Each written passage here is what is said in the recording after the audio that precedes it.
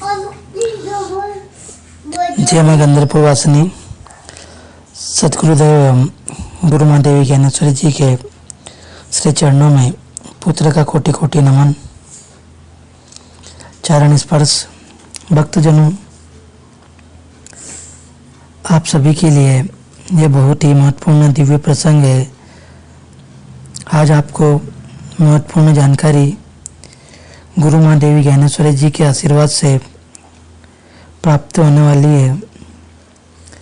ब्रह्मास्त्र रूपिणी माँ भगवती बगलामुखी देवी का चिंतन मनन किस प्रकार से करें।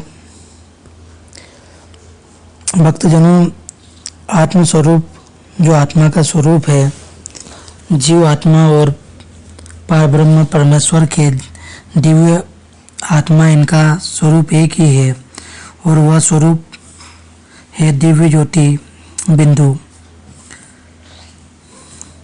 दिव्य ज्योति बिंदु स्वरूप भक्तजनों, सद्गुरु कृपा से हमें इष्ट की कृपा प्राप्ति होती है और वह इष्ट कृपा से हमारे जीवन का कल्याण होता है, दुखों का नाश होता है, शत्रु परास्त होते हैं, रोगों का नाश होता है, मनोस्थिति नियंत्रण में रहती है। सनातन धर्म प्रेमी भक्तजनों, अगर आपको सद्गुरु की कृपा से इष्ट की प्राप्ति हुई है तो दीक्षा ग्रहण करके माँ बगलामुखी जी के इष्ट के रूप में अपने हृदय व मन मस्तिष्क पर विराजमान कर लीजिए।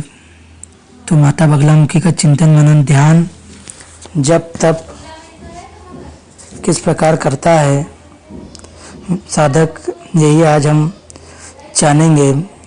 यही बहुत महत्वपूर्ण जानकारी है और यही दिव्य रहस्य गुरु माँ देवी ज्ञानेश्वरी जी के आशीर्वाद से मैं आपको बता रहा हूँ। भक्तजनों, कई महापुरुष मूर्ति का विधान बताते हैं, कई महापुरुष श्री यंत्र का विधान बताते हैं, पूजन का विधान बताते हैं। श्री यंत्र पूजन करने से अनेक गुना फल की प्राप्ति होती है और श्री यंत्र के साथ माता का छायाचित्र या मूर्ति स्वरूप का पूजन करे तो वह अति उत्तम पूजन होती है। भक्तजनों, श्री यंत्र पूजन करके माता बगलामुखी का ध्यान किया, मूर्ति स्वरूप का चिंतन किया। अब भक्त यही तक सीमित रह जाता है कि श्री यंत्र से माता बगलामुखी विराजमान है, मूर्ति स्वरूप में माता विराजमान है, लेकिन भक्त का मन कहता है कि एक बार माता रानी के दिव्य स्वरूप का दर्शन हो जाए तो मेरा जीवन धन्य हो जाए, मेरा कल्याण हो जाना, मेरा यह मनुष्य जन्म लेना सार्थक हो जाना। भक्त यह भी जानता है कि हमारे कई जन्म जन्मांतर के पुण्य उधर हुए, तभी हमें 9 देवी शक्तियों के पूजन करने का सौभाग्य प्राप्त होता है, देवताओं के पूजन करने का सौभाग्य प्राप्त होता है और अनेक जन्मों के पुण्य का उदय काल होता है। तब माता बगलामुखी के चिंतन मनन ध्यान साधना करने का अवसर प्राप्त होता है। आप बड़े ही सौभाग्यशाली है कि आप सभी को ब्रह्मास्त्र महाविद्या माँ बगलामुखी देवी का गुप्त रहस्यमय जानकारी हमारे इस चैनल के माध्यम से प्राप्त हो रही है और आप इस चैनल के माध्यम से समझ करके अपने इस मानव जीवन और को कृतार्थ कर रहे हैं। आप बहुत ही भाग्यशाली हैं, परम सौभाग्यशाली है। भक्तजनों, आज आप यह भी जान पाएंगे कि श्री ब्रह्मास्त्र महाविद्या माँ बगलामुखी के स्वरूप में त्रिशक्ति विद्यमान है और वह त्रिशक्तियाँ है देवी महाकाली, माँ भगवती सरस्वती और माँ भगवती लक्ष्मी। यह त्रिशक्तियाँ माँ बगलामुखी के भीतर विराजमान है।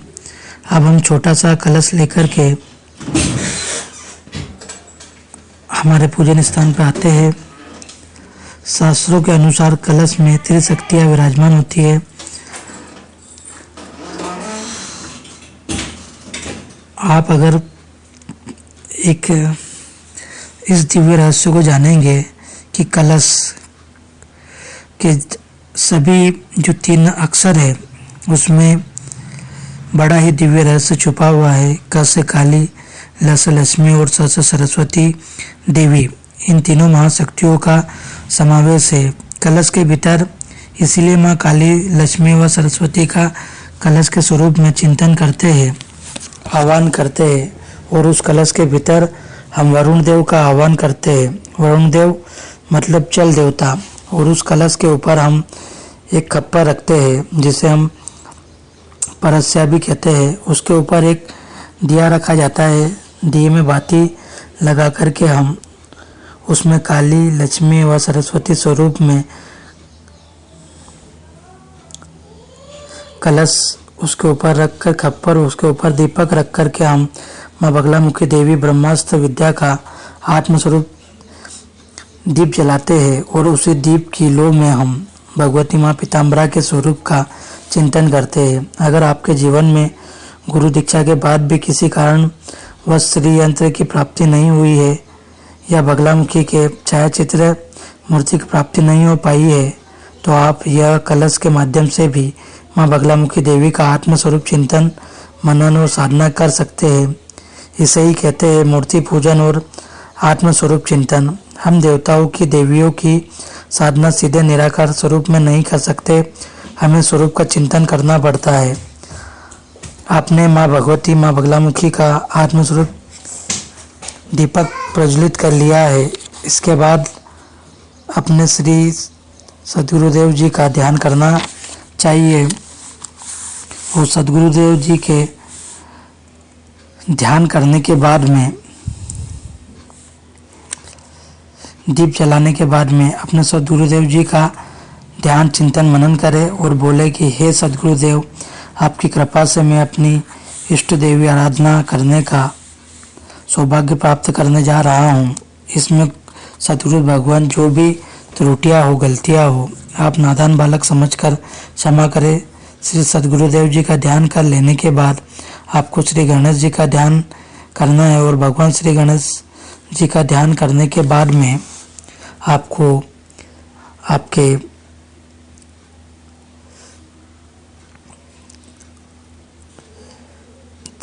दिव्य आसन का पूजन करना है। आप पहले देखो, जिसकी दीक्षा हो जाती है उसको क्रम अनुसार किस प्रकार से पूजन प्रारंभ करना है, ये सारा मार्ग बता दिया जाता है। अब इसके बाद में आप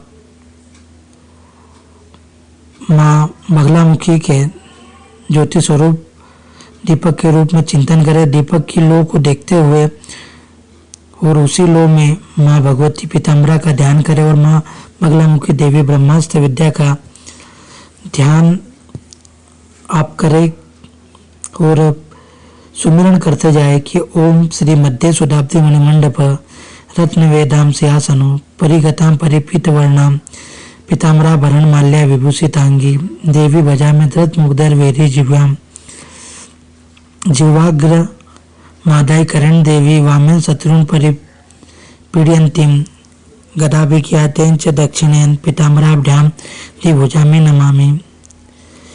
अर्थात श्री ब्रह्मास्त्र महाविद्या हरिद्रा सागर में मणियों का मंडप है और उसमें रत्नों की वेदी है, जिसमें त्रिदल में बिंदु स्वरूप में हिलीम रूप में माँ विराजमान है। और उन्हें स्वरूप का मैं ध्यान कर रहा हूँ, चिंतन कर रहा हूँ। माता का दिव्य स्वरूप अलौकिक है। माता बगलामुखी एक हाथ में शत्रु की जीवा पकड़े हुए है और दूसरे हाथ से मुग्धर से शत्रुओं पर प्रहार कर रही है, अपने सिंहासन पर शोभायमान हो रही है। इस दिव्य स्वरूप का आत्मचिंतन करते हुए आप माता रानी के गुरु मंत्र का जाप प्रारंभ करें। जब हम गुरु मंत्र का दिव्य ज्योति स्वरूप को त्राटक के माध्यम से देखते हुए जाप करते हैं तो हमें माँ के दिव्य स्वरूप का दर्शन होता है, माँ की कृपा हमारे ऊपर बरसने लगती है। देखिए, माँ की साधना हमेशा गुरु मार्गी होकर ही करनी चाहिए, क्योंकि किताबों में सिर्फ ज्ञान होता है, लेकिन सफलता की कुंजियाँ गुरु के पास में होती है, क्योंकि जो किताबों में दिया होता है उससे अनुभव बहुत अलग होता है। इसीलिए बिना गुरु दीक्षा के माँ की साधना आराधना आप न करें। अगर आप माँ की साधना आराधना करना चाहते हैं तो माँ के दिव्य दरबार में संपर्क करें। जय माँ बगलामुखी, जय श्री महाकाल।